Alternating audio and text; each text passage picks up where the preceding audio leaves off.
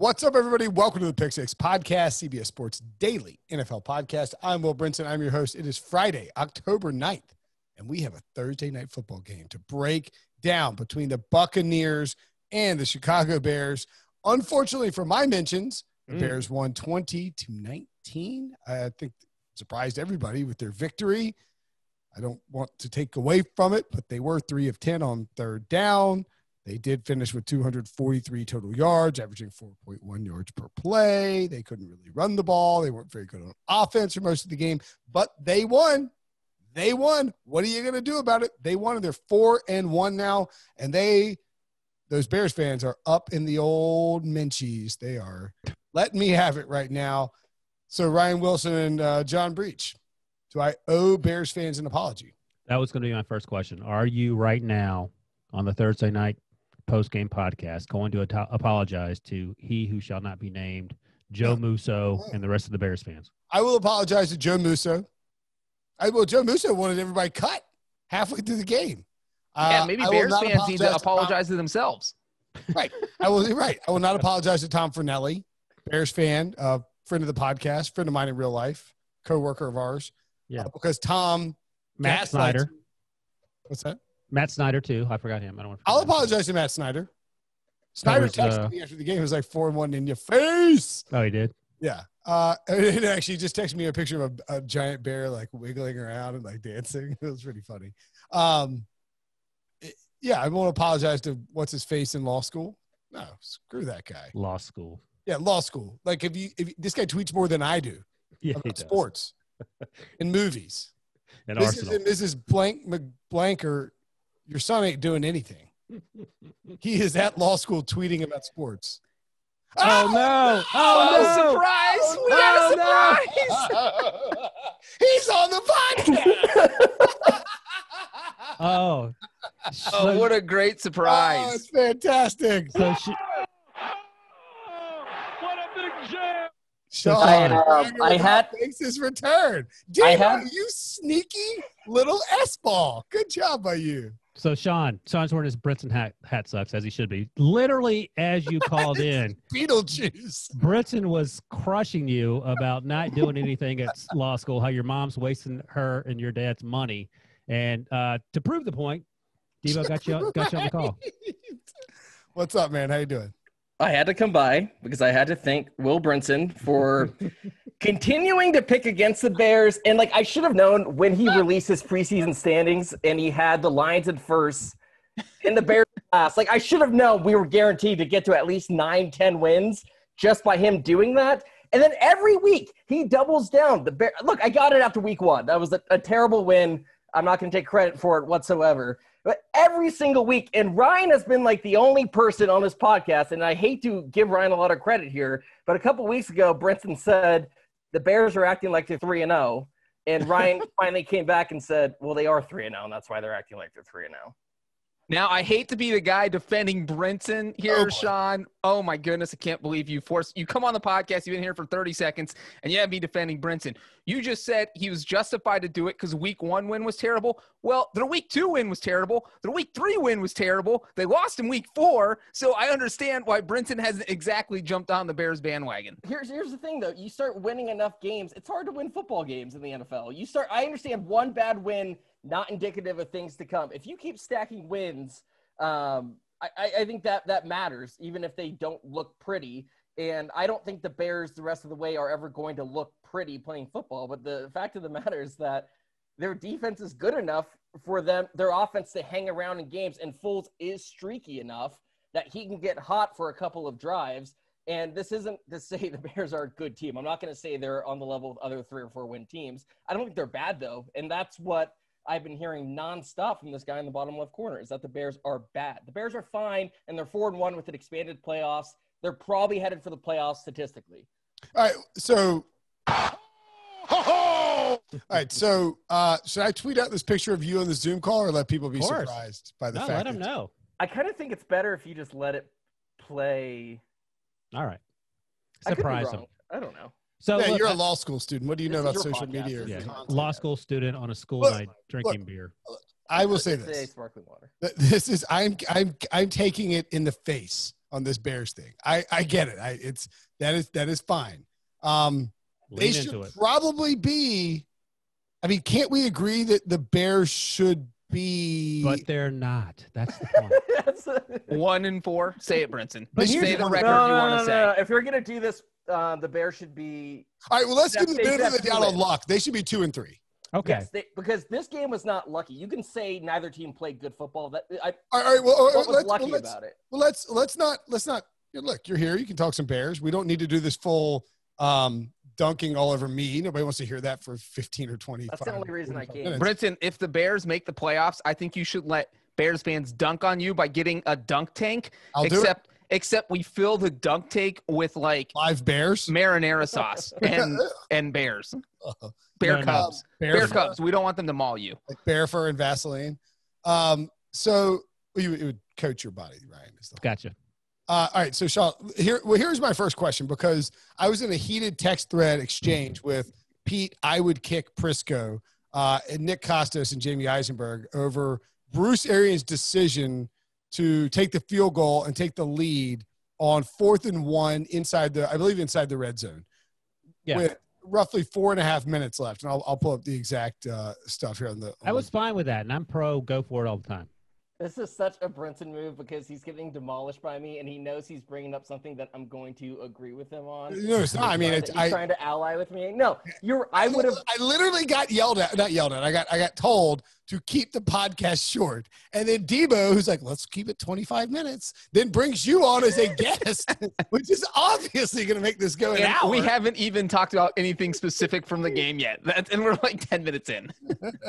Debo informs me that's out the window for tonight. Look, and credit to Debo for planning. How was this it win or lose or just win last second thing? How planned was this? Right after the game ended. I was settling in to read 20 pages, and then Debo texted me, and I was like, well, to answer your question, I know where you're going with this, because you love, Brinson, do what the other team's fans don't want you to do. I wanted him to kick the field goal. Because if they don't get the 4th down, my thinking is that the Bears are probably going 3 and out because they're not going to be aggressive, and they're just going to punt the ball right back to the Bucs, and they are in the exact same situation where they only need a field goal. Yeah. And I also did not want was it the first quarter, whenever they went for the 4th and 1 at their own 19. Their own 19. That's what I wanted them to go for it for the simple reason that, like, I just thought the Bears at that point offense was so bad that even though I thought they might get it, I would rather take the risk and get the ball at the 19-yard line. So they kicked from Chicago's 7-yard line on 4th and 1. If you go, I think to me, and Edge Sports points out that there was, I think they gained 2% in terms of win expectancy, maybe unless it was 0.2 and I read that wrong. They lost 8% pre-snap by deciding to kick it in win expectancy, and that played out in real time. Here's the thing for me. 4th and 1 on Chicago's 7, and you are trailing 17-16. Yep. Worst case scenario, you don't get it. As Sean points out correctly, I think, the Bears are running with David Montgomery 3 times and punting it as hard as they can. Which is an argument for kicking it. Get the 3 points, and then your defense can dominate a really terrible Bears offense. No, because if you're up by 1 point, you're going to get another look to kick. Like, you're going to get another chance to kick because you're getting the ball back at like your own 35 at worst if they bomb the punt. But I'm saying that's what you want if you're the Bears, because the Buccaneers, the Bears defense played well. I thought the field goal made sense also because you want to have the lead. Do you want to have the lead, or do you not have the lead with under 5 minutes left to play? Like, if this is the third quarter, I think you absolutely go for it. No questions asked. Under 5 minutes left to play against the Bears defense that you had trouble moving the ball on, I'm getting out to the lead because there's no guarantee that I'm going to be able to drive down the field again on the Bears defense. I understand that argument. My point is just that the middle situation where it's like it's not the best case, but it's not the worst case, is you pick up the 4th down and you still have to kick anyway. And you've just melted a bunch of time off that Nick Foles can't use. And the Bears are going to have to try to be more aggressive, et cetera. And then best case scenario, you punch in for a touchdown, you get the 2-point conversion, you're up 7, and Foles has to go get a touchdown. To me, going up 2 points, even though it's the lead and it's awesome, like, the Bears can get within field goal range. And I know no Bears fans are confident in their field goal kicking. And there was no reason to be confident based on what we saw the previous 50 minutes. I mean, they were throwing checkdowns all day, and David Montgomery is running into the back of his lineman. Well, and I think that's the thing where analytics clashes with a coach's feel of how the game's being played out so far. Because what Bruce Arians had seen in the second half is if we get this lead, the Bears went 3 and out on their first drive. The Bears went 3 and out on their second drive. And the Bears had a short drive where they kicked a field goal. Like he loved the way his defense was playing. So his thought process was, we'll get the lead, shut them down, game over. That's it. I don't think it's cut or dry either way. Like, I think you can say what me and Brinson are saying, and I'm just going from the perspective of how I felt as a Bears fan. Yeah, in that that matters moment. to me more than anything. Like, you're like, please kick it. Please do Because it. I think the Bears can go down and kick a field goal. I have a hard time believing they can score a touchdown against that defense. I mean, the Bears' 2 touchdowns, and they only got 2 of them, were scored the final 2 minutes of the first half. And it was sort of like just this weird flurry of Nick Foles blacking out and going YOLO and making some big-time throws, which Nick Foles is prone to do. It wasn't. And one came from the turnover, Keyshawn Vaughn fumble in the middle of the field. That's right, which was actually ruled incomplete originally, and then on review, because it was under 2 minutes. Ruled a penalty of initially. I know. Overturned. That's right. Yeah. I mean, look, it's one of those things where it is personal choice. There is, as Pete Briscoe's like, game flow, idiot. I would kick. Take the points. Game flow. Game flow matters. So does opponent. Like, yeah, of course he does. I get why he kicked. I wasn't, like, apoplectic at the time. It's just sort of as it was happening, you're like, man, this feels like it's going to bite him in the Let me throw in that on the very next drive where the Bears punted on 4th and 8 from their own 33, analytics also said you should have gone for it there. And I wanted them to go for it. Oh, see, I thought you punted there if I was. And that's another thing. That's where Matt Nagy says, do I trust my offense more to convert a 4th and 8, or do I trust my defense more to stop the Bucs? And if I'm Nagy, I trust my defense more, even though the numbers, without taking any of that into account, say you should go for it. And so I thought Nagy made the right decision there going against. And I mean, it worked out. Look, that's a fair point. I mean, it was 4th and 8 at your own 33. At that point, I think with 2:59 left, so you had the 2-minute warning, and you had all 3 of your timeouts. And you felt like the Bucs would probably be conservative. They came out and ran the ball the first time. Rojo got smashed in the backfield, and then Tom Brady threw twice. It was both incomplete. It's like, ooh, you probably should have been conservative and run the ball. Well, and also the Bears' pass defense, I think, is probably among the tops in the league, if not the tops in the league, and they're not very good against the run. And Rojo was incredible for most of that game. So as a Bears fan, that was my fear, is that they were just going to run it 3 times and pick up a first down. And so I was almost relieved seeing Brady drop back to pass, because that's playing into what the strengths of the Bears defense is. Hey, you remember a few weeks ago when I said that Gronk is washed, and not everyone was super happy with the way that I phrased it? He sucks. Jeez. That was your reaction 2 weeks ago. He is not good, and it's not his fault that Brady keeps targeting him. He looks like me climbing out of bed every morning. I was going to say, if you gain 5 inches and 100 pounds or whatever, and we told you to go out there and run routes, that's what you would look like. You would look like Gronk. What does it say about the Buccaneers offense, but that the guy that Ryan says is washed up was their second leading receiver? Now, Chris Godwin's out. Scotty Miller had a groin injury. He still played. We know that Mike Evans was banged up from getting hurt, but he played as well. Who is 88 Hudson? And why is he a stunt double for Cameron Brate? What is he doing here? He is 100% a stunt double for Cameron Brate. What is he doing? He's like, oh, Brate. It's like, Hudson. Who the F is Hudson? And by the way, the team's leading receiver, Tyler Johnson's a rookie 4th-round pick, or 5th-round pick, who I don't think played the first few weeks. Shout out to RJ White, who said play him for $200 in DFS. I think he was in the winning lineup. Yeah, nowhere on that list will you see Scotty Miller's name, who I started in fantasy. That's right. Ryan Wilson's unbelievable streak of back-to-back games of starting wide receivers on your fantasy roster with 0 points, despite receiving. Wait, Scotty, did you get a target? Since we have Sean here, I got to ask him this question. Sean, how long are you staying, by the way, Sean? Are you staying the 10 whole more minutes. I have like 21 pages, and I have a practice midterm. Sean, when the Tampa Bay Buccaneers took a 13-0 lead with 7:03 left in the second quarter, what was your confidence level on a scale of 1 to 100, with 1 being the absolute lowest? We have no chance of winning. 2. I mean, to like, I mean, it would be a one with any other bad team, but like the Bears had pulled enough things out of their butt over the course of the season that like, and it was 13. That was the key. And the Bears defense didn't play well early. I don't think they played well by their standards, but the fact that they were holding them to field goals was keeping them around. No, I didn't feel good. I mean, I tweeted about Taylor Bray. I don't even know his first name. And I was almost like, this guy's active. Like, Nick Foles is not hitting 5-yard wide open passes. There's that one in the first drive of the game on that third down, Allen Robinson wide open. And then there was the deep bomb that could have been a touchdown if he puts it in front of the receiver. And it kind of felt like, oh, my God, we're heading back to Trubisky if this whole game doesn't go well. That's what it honestly felt like it was trending towards. I don't know if you heard, Sean, but I think Nagy said that this is what's his face's job, Nick Foles' job for the rest of the year. Oh, did he actually say that? I heard that maybe on NFL Network, so I don't know if it came out of his mouth. Someone reported it, so I think that's the word on the street. Well, I'm happy because I mean, he didn't look great, but I mean, to your point, they are winning ugly, and if you stack these wins, and then Nick Foles pulls a Nick Foles, and then he reels off 3 or 4 in a row, and next thing you know, they're 9-2, and Brinson's been shamed off Twitter.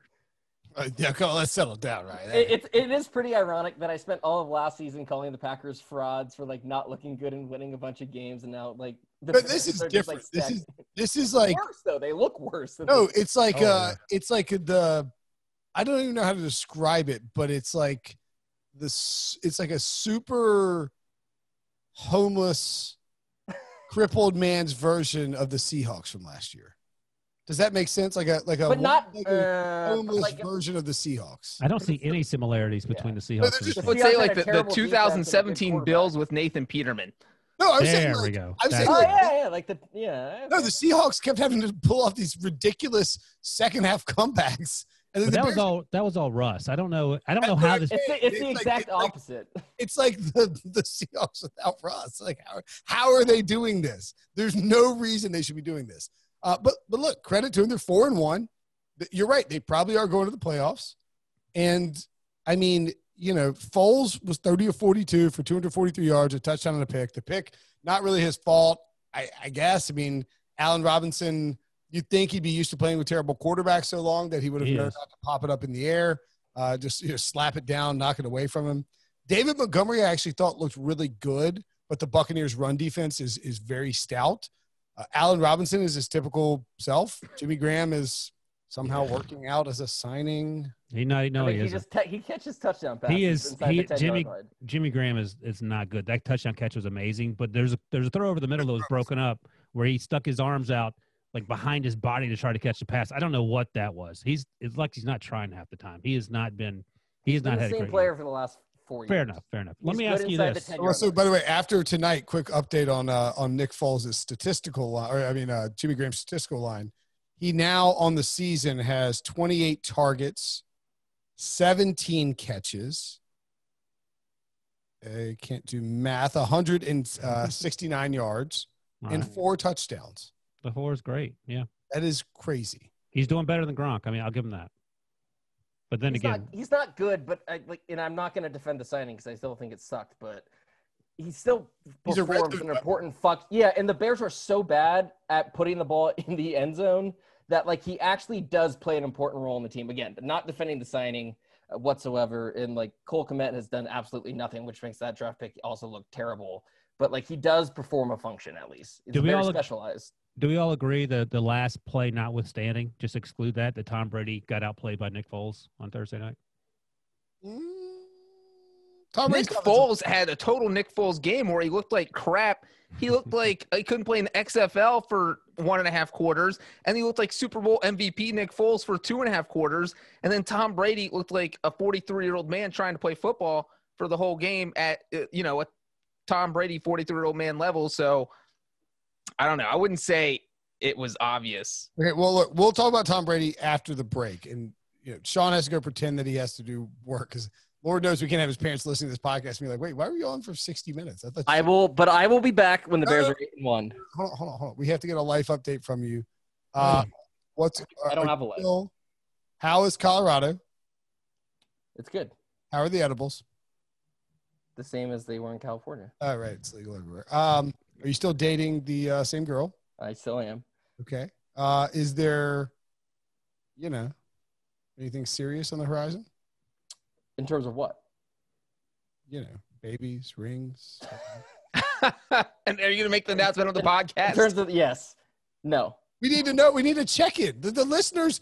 I don't think they want a dating check-in. They want to check in on your life. What's going on? How's law school? Is that a baby in the background? What is going on here? You got to go to YouTube. By the way, is this on YouTube? Yeah, it is on YouTube. Okay. Well, I'm glad I wore the hat then. No, I mean, literally all I do now. That thing around you're walking around campus in that thing. Campus is closed. All I do is read. So. So ironically, you left. What do you read? Like Berenstain Bears or like Amelia Bedelia? He reads the CBA like 24/7. Pretty much. You know how like I was like I'm not bothering to read the CBA. It is literally that for like 10 hours a day, and then I sleep, and then I wake up and I do it again. Have you picked up like an Adderall habit? Like what's going on? No, man. Like you're just reading. You're capable. just reading. Yeah. Lost to us. So reading about the law. Sean, you don't work for CBS anymore. You can be as forthcoming as you want. I do not take Adderall. Yeah. Just put that on the record. That's fine. It's nothing wrong with it. I'm just. By the way, before Sean goes, I don't know if you guys saw this on Twitter. Brady did not shake Nick Foles' hand after the game. He ran. That could be a COVID thing, right? Or is he shaking? Yeah, you're not supposed to shake hands. Everybody who has been shaking hands has actually been breaking NFL policy. No. What Ryan meant to say was he actually walked up to Brady and did like the wrestling X chop. It's like, gotcha again, sucker. Did you guys see the Brady eye roll when Max sacked him for like the third time? He did not want to look at him. There's a great video where like Mac is just staring at him on the ground, and Brady, like the camera zooms in, and Brady rolls his eyes and looks away.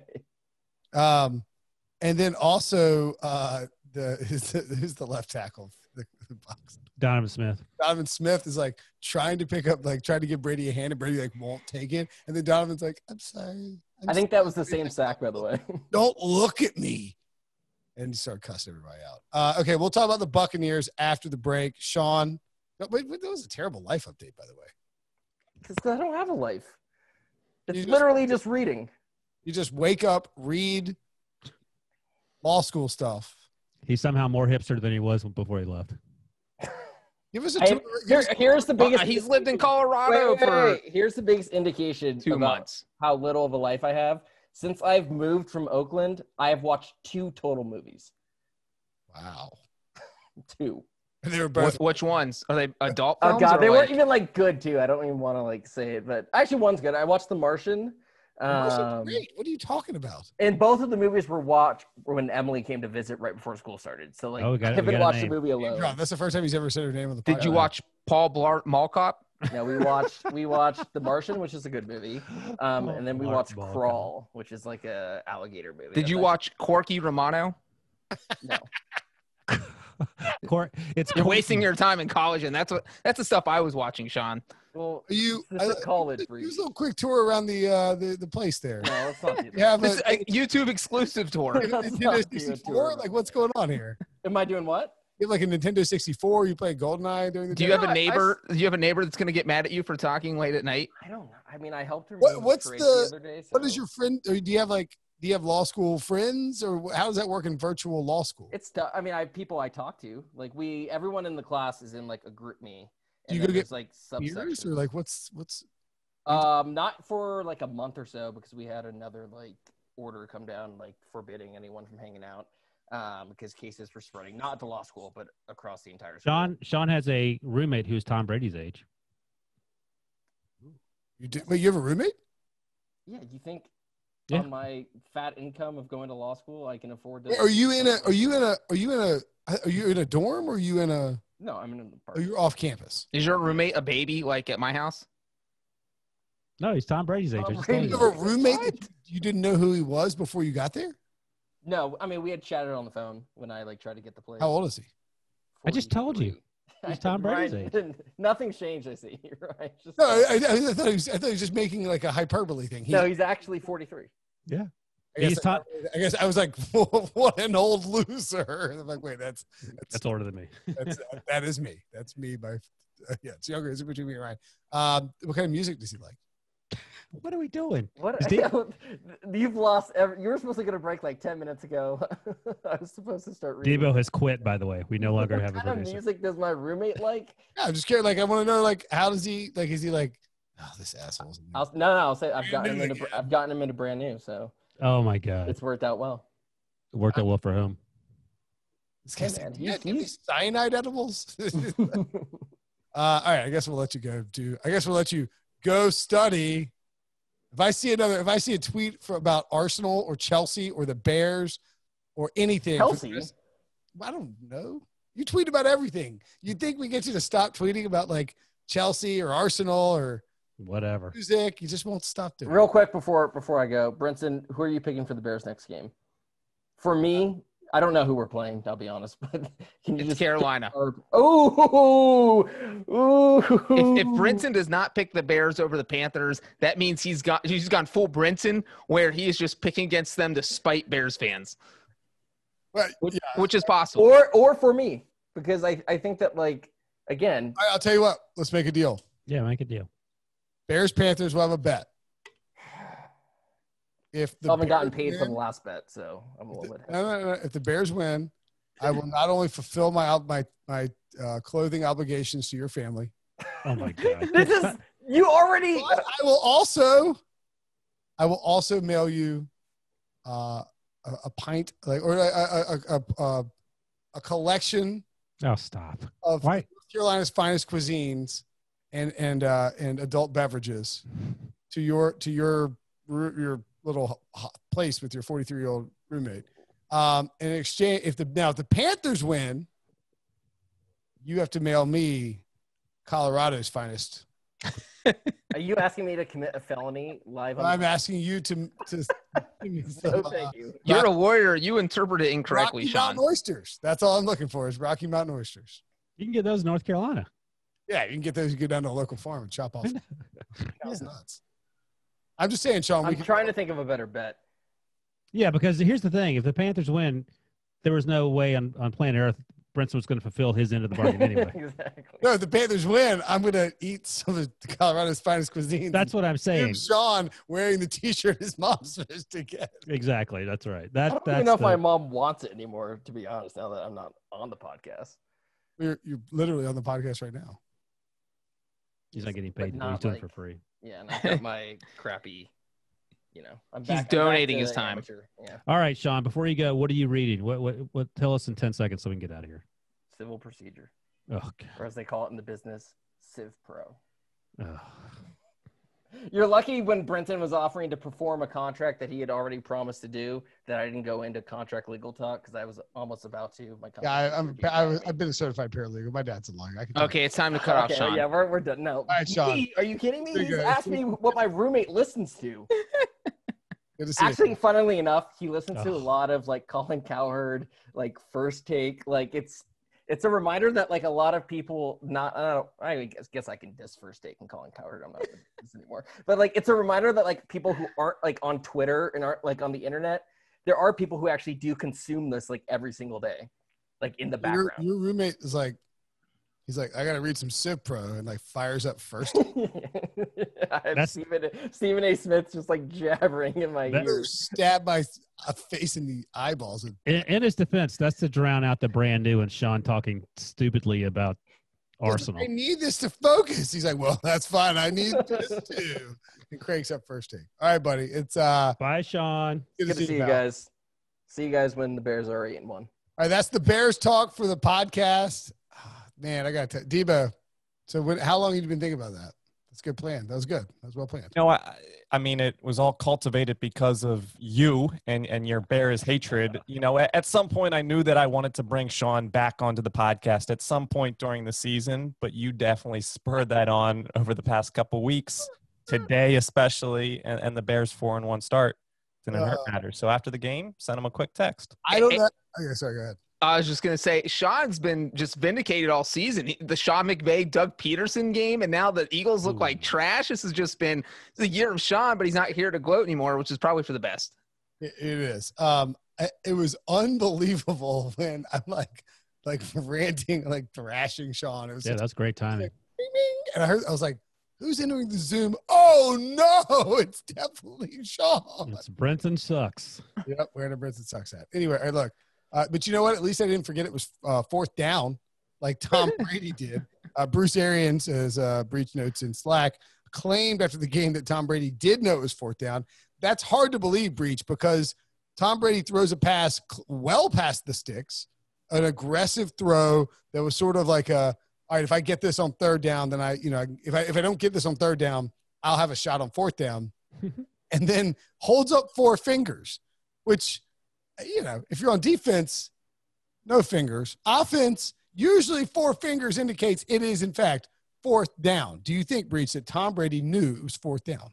There is 0% of me that thinks Tom Brady knew it was fourth down. He had no idea what it was going on. He's literally walking up to the ref trying to play the Tom Brady card like, I'm Tom Brady. You think I forgot what down it was? You guys messed up. I didn't mess up. You're giving us the fourth down. I'm getting on this field. I'm running this play, which would actually be fifth down. And so that was pretty mind-boggling to see that, because this is Tom Brady. He's been playing the NFL for 20 years. You don't see him make mistakes like this. And what's funny is that one of Ryan Wilson's favorite lines is, when I think of mistakes that teams and coaches make, I always ask myself, would a Bill Belichick coach team make this mistake?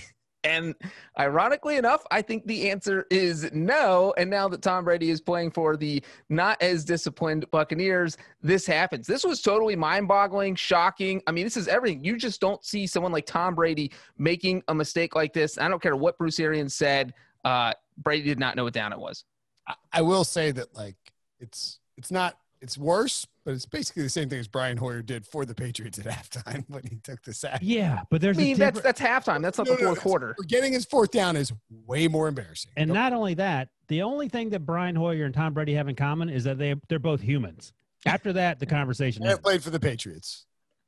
I don't even know if born in California. I don't know if that's true about Hoyer. Yeah, I don't know. Brian Hoyer seems like he's a Midwestern guy. I will say this: I wonder what Ryan Jensen, the center, was thinking, because remember late, like in the second half, after on one series, the Buccaneers, they had close to 455 penalties, and at the end of that drive on the bench, Tom Brady, I think, was just going absolutely ape dookie on Ryan Jensen for one of the penalties, and just ranting and raving like we've seen Tom Brady do before. I wonder what Ryan Jensen was thinking after Tom Brady held up the four, like he had one more down after Tom Brady threw the game away. Like he targeted Cameron Brate on an impossible pass. Before that, I think he targeted Rob Gronkowski, who was not open when he thought it was second down, and lost the game.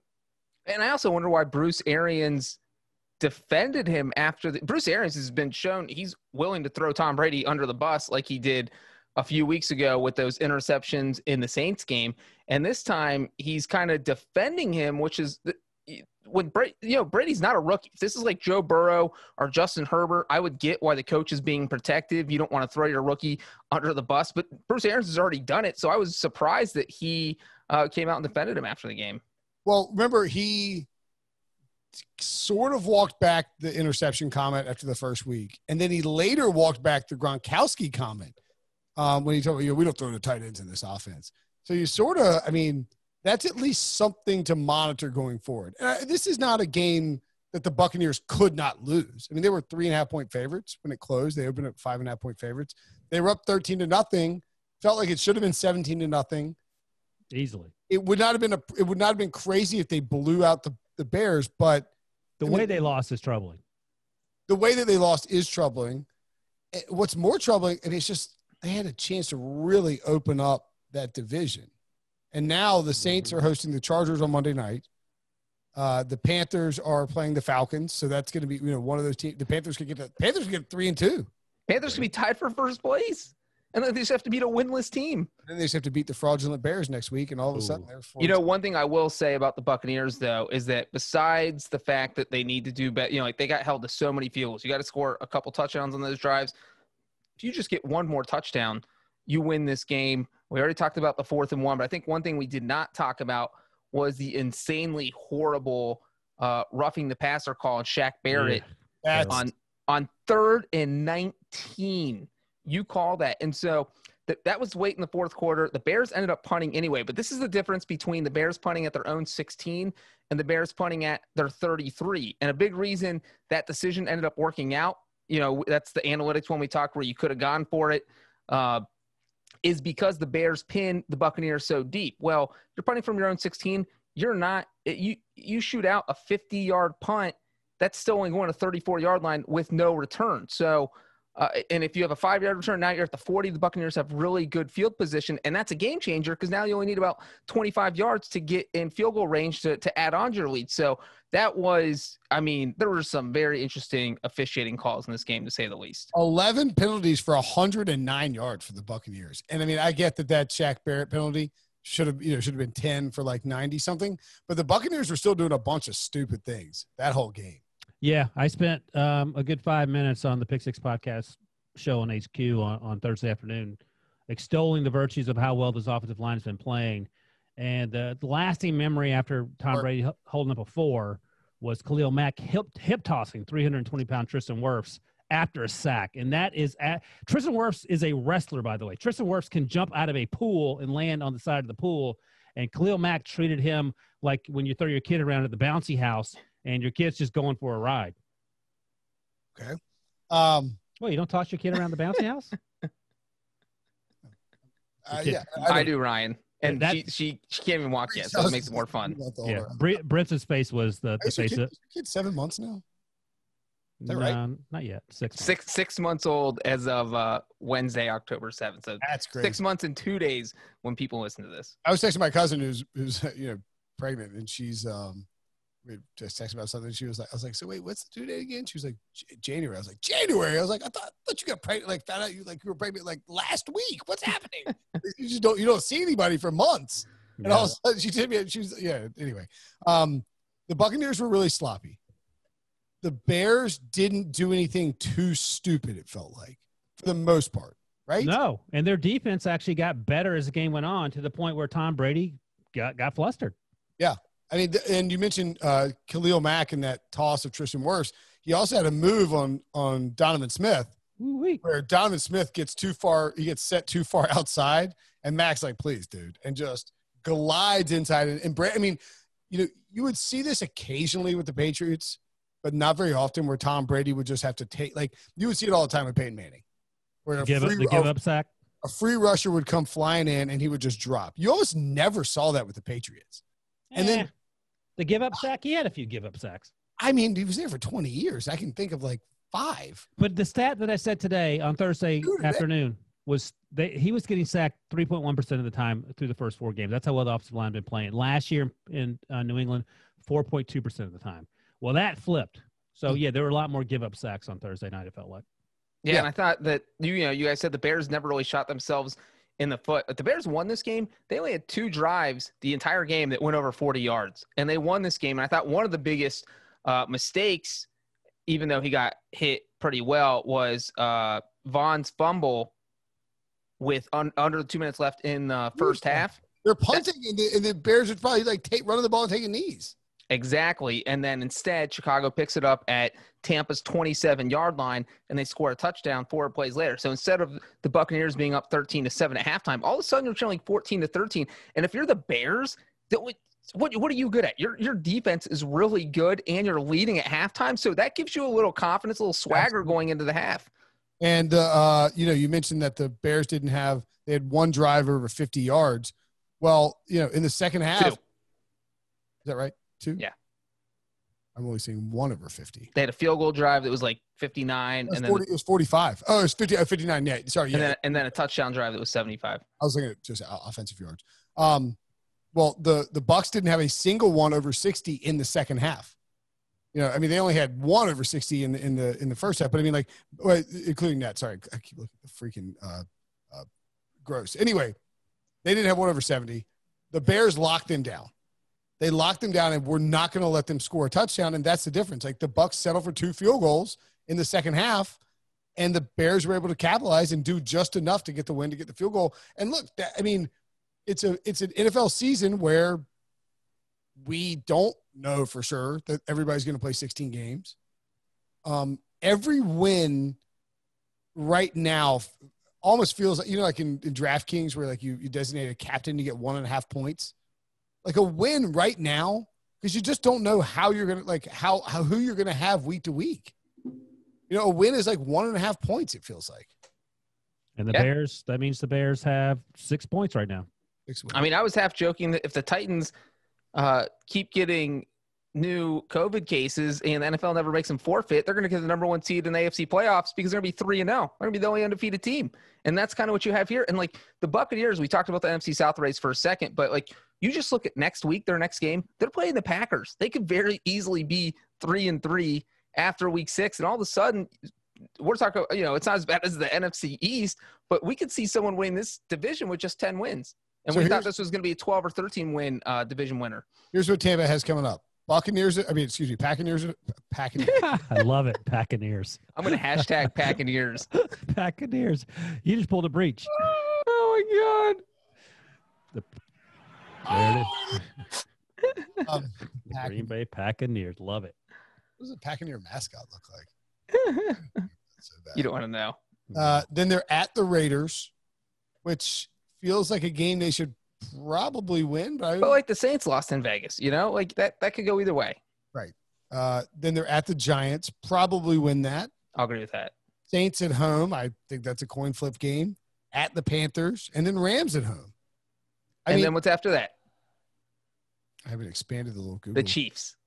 Then the Vikings. They do their final 4 games are Vikings at home, at Falcons, at Lions, Falcons at home. That looked a lot tougher 3 weeks ago. Maybe not. Yeah, I mean December's winnable, but you got to get who knows there. what they're going to be. Yeah, exactly. Right. I mean, if you're at 6 wins going December, you're fighting for a playoff spot, needing to sweep those 4 games. Man, maybe 7 teams now, but you need 3 or 4, maybe something like that. But I mean, you're probably not feeling like you're winning the division. I mean, right, that's right. I mean, and by the way, week 1 we were really concerned about Tom Brady. Week 5, I'm again now sort of concerned about Tom Brady. I know. Week 4, we're like, Brady's back. What if Brady's unlocked the Bruce Arians offense? And all of a sudden, they can go vertical against anybody. And now it's like, I'm a little worried about Tom Brady again. I think people were injured. We get all that. But again, everybody's injured. So that's not an excuse. Yeah. And dudes, they didn't make plays. They didn't show up like a team that felt like they needed to execute at the highest possible level to beat Chicago. Which shouldn't have taken a lot, given how poorly that Chicago offense looked. Well, and it's like, man, you go in there and beat Chicago, and you have 10 days until you play Green Bay.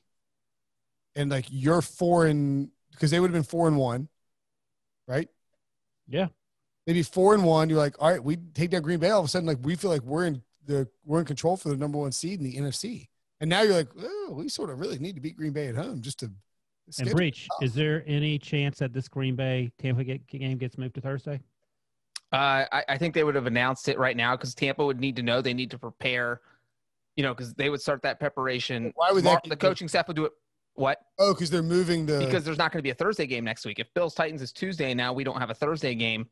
And the only game on the schedule in week 6 that would make sense to move there was Green Bay versus Tampa because you had Tampa getting a full week's rest playing on Thursday, and you had Green Bay coming off the bye in week 5. So they wouldn't have been too snubbed or too upset if that happened.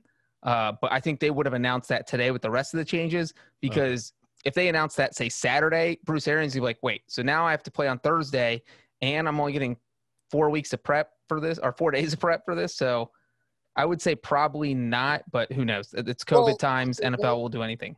So the Thursday game was Chiefs-Bills. Right. But they don't know whether they're going to move it from Thursday yet until they know for sure that the Bills and Titans are playing. They moved it. So the Titans have to have 0 positive tests from here Friday, Saturday, Sunday. But and if that doesn't happen, then Chiefs-Bills stays on Thursday night. Correct.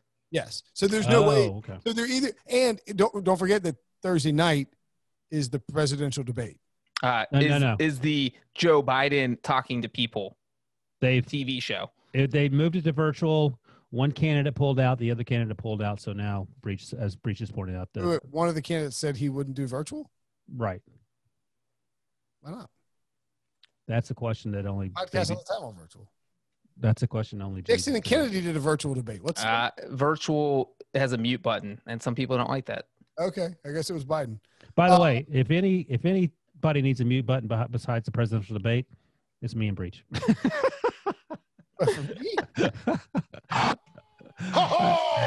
Okay, love laughing at my own jokes. I think what the NFL is hoping then is that they don't have to play a Thursday night game. That means they play the Titans Bills on Sunday, and then they play Chiefs Bills on Sunday as well, the following Sunday, and there's just no Thursday game. And you get a bye from Thursdays, which frankly, guys, Good for us, right? you could use. We get Tuesday football. I can take my wife on a date, even though we don't leave the house. Like, Yeah. I'll cook her dinner or something. I might do the same thing. We kept the baby alive for 6 months. That will be like the date theme. Okay, here's what we don't do. We don't tell our wives that there's no Thursday football until Thursday. Because then if we do that, then somebody will flip. They'll be like, surprise, Vikings, Jaguars. It's a pop-up game. It's like, Right. That would absolutely happen. That's a date. Are you kidding me? Okay, that's the Thursday night recap. I cannot believe Sean Wagner stopped by. Woot, I was woot. just thinking how he was like, I was like, I hope he listens to this little punk. Yeah, you were lighting him up too, and then he appeared. I just said it's Beetlejuice, man. Like, yo, I remember what I was saying. I just heard bling ding, and then just Sean. And if people are still listening to be like, none of us had any idea this was happening. This Debo did not tip off me and Wilson so we could laugh at Brinson even harder. We had no idea. That's pretty good, D-Man. It's like a surprise birthday party. All right, let's get out of here. Make sure and check out the Best Bets podcast. It's in the feed with myself, RJ White, Kenny White, and Pete Prisco. And of course, we will have our signature show, our other signature show, on Sunday, Sunday recapping all the action from Week 5. See you guys soon.